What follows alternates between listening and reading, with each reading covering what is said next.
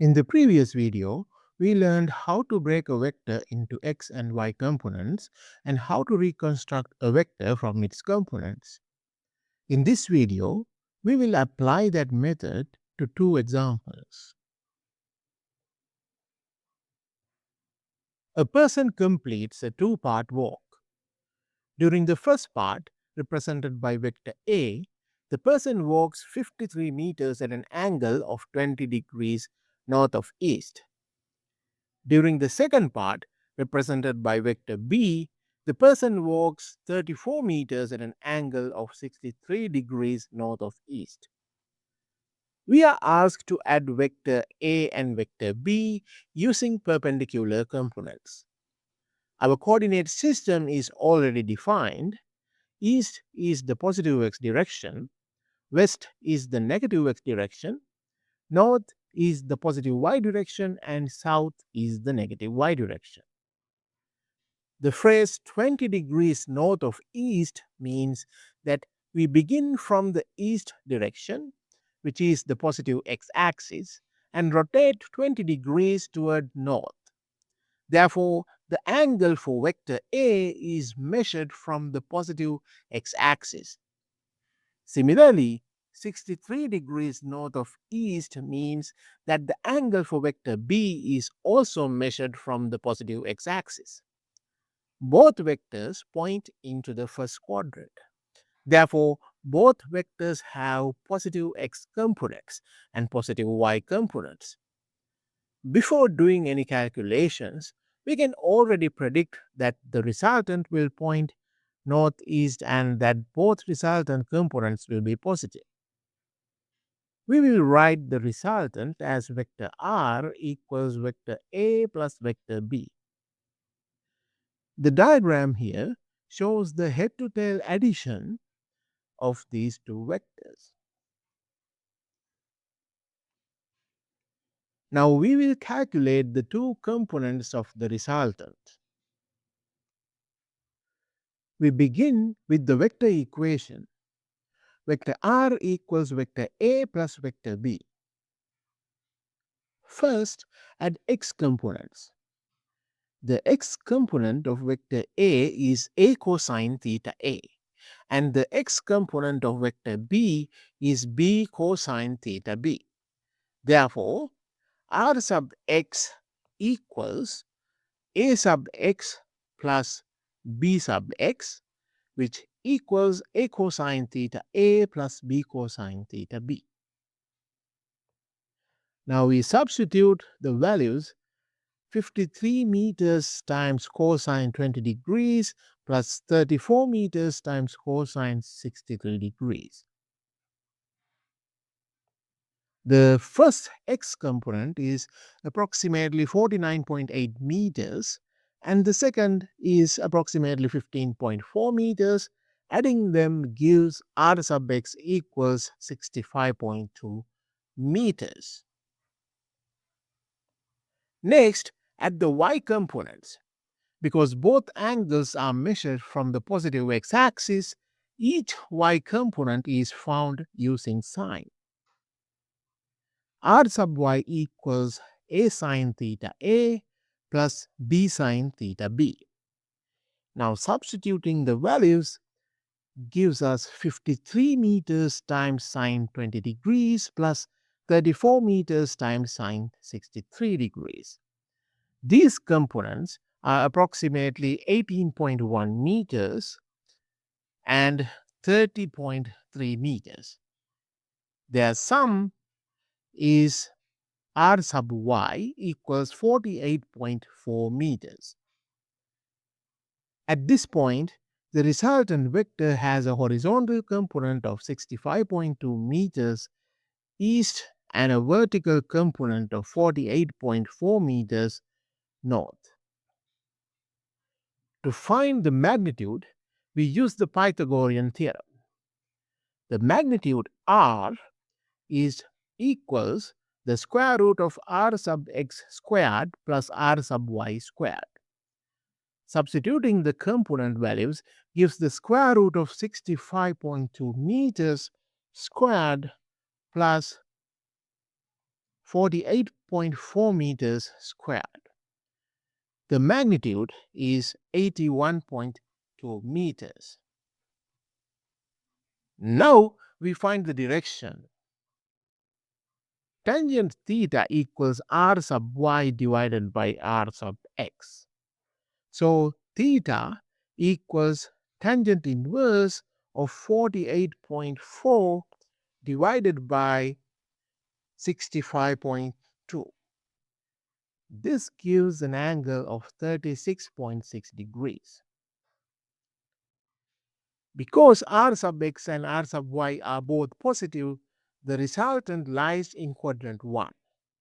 Therefore, the calculated angle is already the correct direction measured counterclockwise from the positive x-axis. The final result is 81.2 meters at 36.6 degrees north of east. The illustration summarizes the same calculation geometrically. Vector A is shown in red, vector B is shown in blue, and the resultant vector r is shown as the diagonal from the starting point to the final point. Along the horizontal direction, vector A contributes 49.8 meters and vector B contributes 15.4 meters. When those two horizontal components are placed end to end, the total horizontal displacement is 65.2. Along the vertical direction, vector A contributes 18.1 meters and vector B contributes 30.3 meters. Their total is 48.4 meters. The resultant vector is therefore the hypotenuse of a right triangle whose legs are 65.2 meters and 48.4 meters. That is why the Pythagorean theorem gives the magnitude and the tangent ratio gives the direction. Notice that the vector addition can be represented in two equivalent ways. We can place the original vector head to tail, or we can add their x and y components separately, and both constructions lead to the same endpoint and the same resultant vector. The resultant direction, 36.6 degrees north of east, is between the direction of vector A and B. That is physically reasonable because both vectors point northeast, one at 20 degrees and the other at 63 degrees. Now let us apply the same method to three forces, including vectors with negative components. In this example, three forces act at the same point. We are asked to determine both the magnitude and the direction of the resultant force. Let us first interpret each vector from the diagram. The 65 Newton force points into quadrant 1 and is 30 degrees above the positive x-axis. Therefore, both of its components are positive. The 30 newtons force points directly to the left along the negative x-axis. It has an x component of negative 30 newtons and a y component of 0. The 20 Newton force points down and to the left, so it lies in quadrant 3. The angle marked 20 degrees is measured from the negative y-axis, not from the x-axis. This detail changes which trigonometric function is used for each component.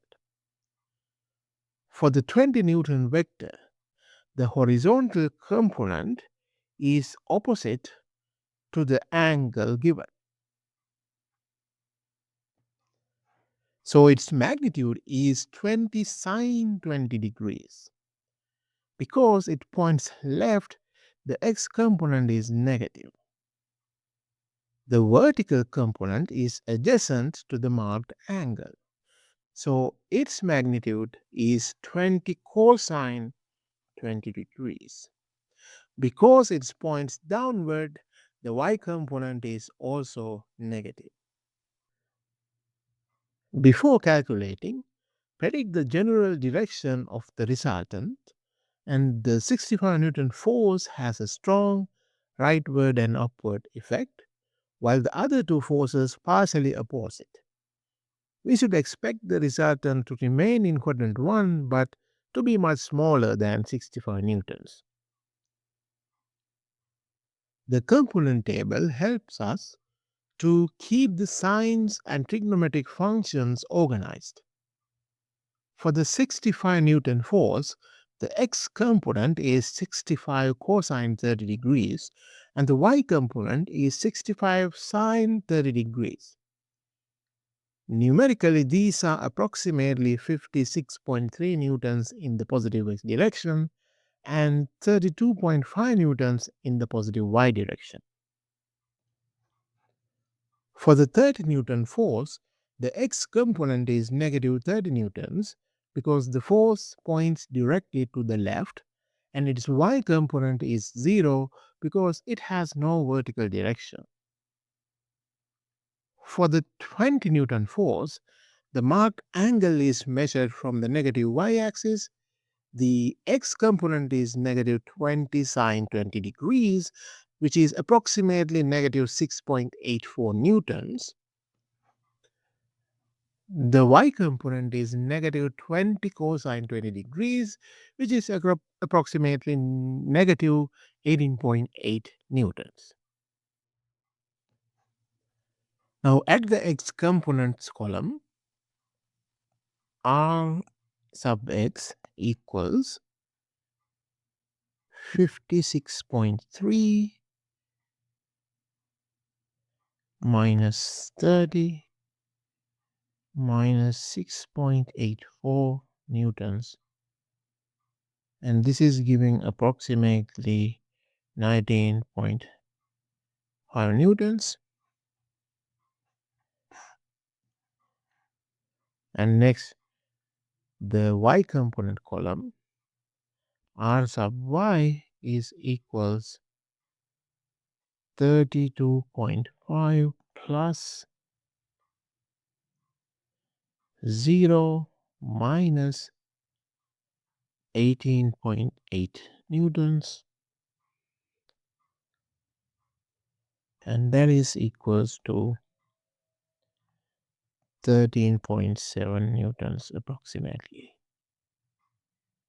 Now both resultant components are positive, so the resultant is in quadrant 1 as we predicted. To find the magnitude, use the r equals the square root of r sub x squared plus r sub y squared. Substituting the values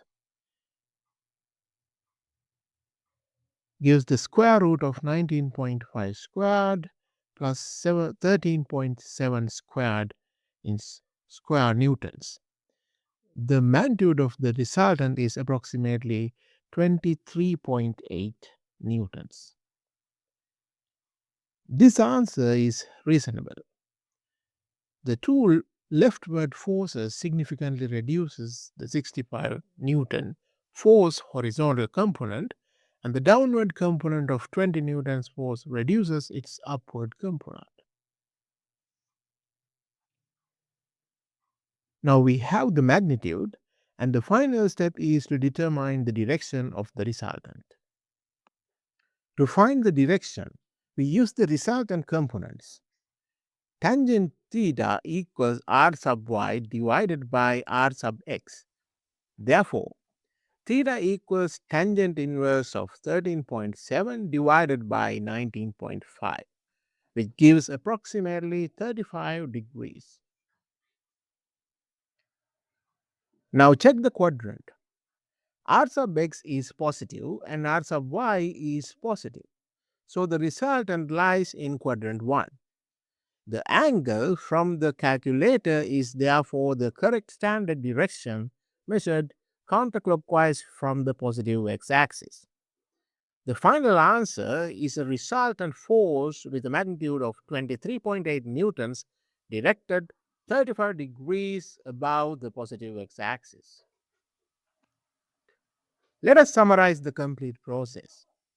First, define the coordinate system. Second, resolve each vector into x and y components, paying attention to where each angle is measured. Third, assign signs based on the directions of the components. Fourth, add all x components and all y components separate. Finally, use the resultant components to calculate magnitude and direction, and always check the quadrant. The most important lesson from these examples is that the component method is systematic. Even when several vectors point in different directions, the problem becomes manageable when we treat the horizontal and vertical directions separately.